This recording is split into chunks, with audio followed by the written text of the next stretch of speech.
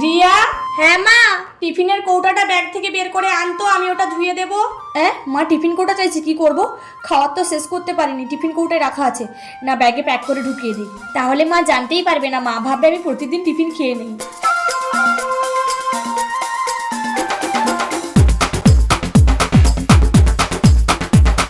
কই রে, তাড়াতাড়ি নিয়ে আয়। হ্যাঁ মা, যাচ্ছি।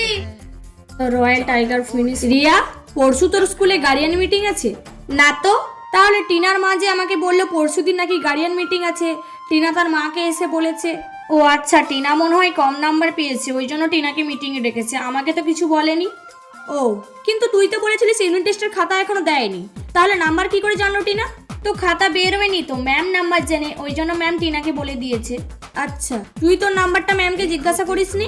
না, ম্যাম আমাদের কাউকে বলেনি, শুধু টিনাকে বলেছে। আচ্ছা ঠিক আছে। 7, 8, 9, 9:30, 10। কি রে রিয়া, খাতা বেরিয়েছে নাকি? কোন খাতা? ওই যে তোর ইউনিট টেস্টের খাতা। না, এখনো কোনো খাতা দেয়নি, ছেলেদের সবার দেওয়া হয়ে গেছে, মেয়েদের কিছু জনের দেওয়া হয়েছে আর কিছু জনের দেওয়া বাকি আছে। 1 মাস হয়ে গেল এখনো তোদের খাতা দেয়নি, কি জানি কি ব্যাপার। সবিতা, তুই একটু পটল সয়াবিনটা কেটে ফেল।